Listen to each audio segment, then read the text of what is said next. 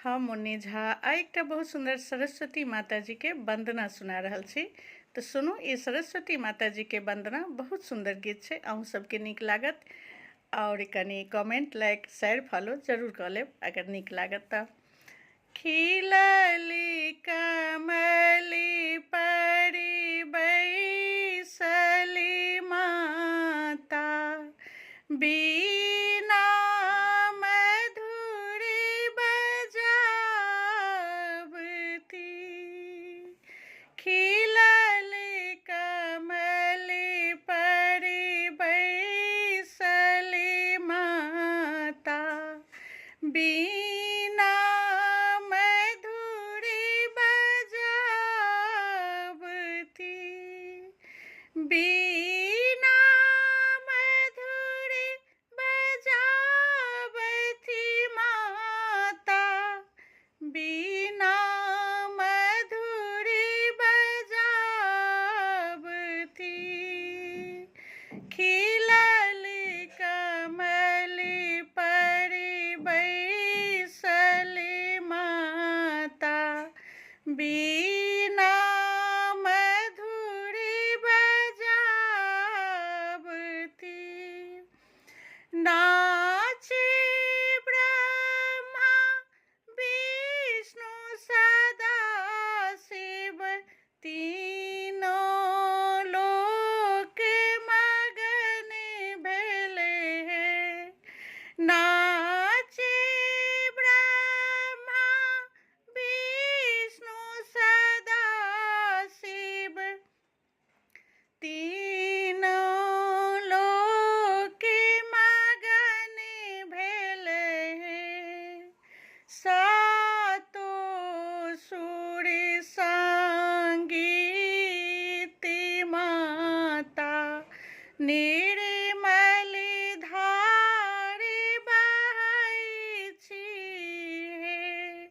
सातो सुर संगीत हे माता, निर्मल धार बहबै छी हे।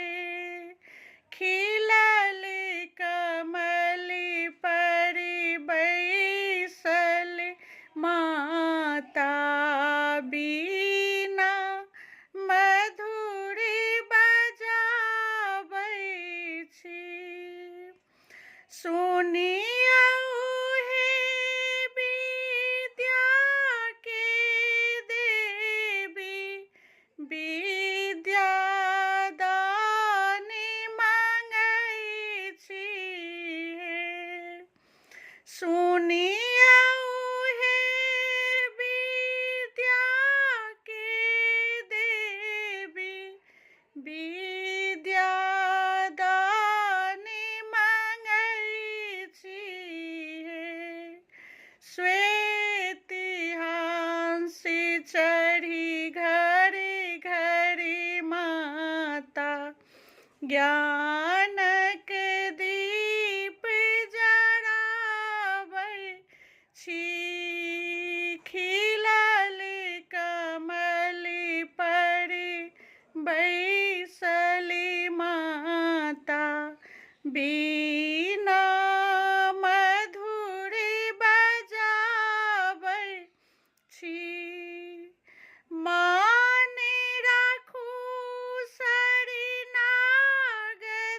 माता, कली जोड़ी विनती करै छी हे।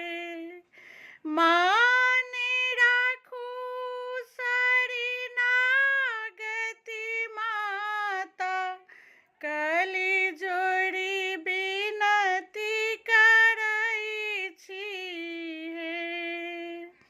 हमरो कंठ में बसियौ माता, प्रेम से वंदना गाबै छी।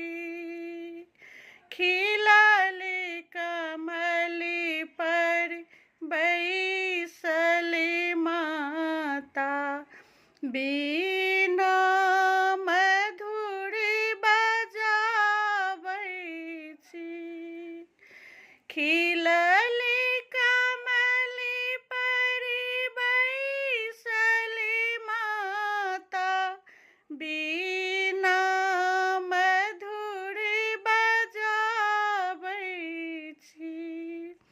जय मिथिला नीक लागत तऽ कनि कमेंट लाइक शेयर फॉलो जरूर कऽ लेब।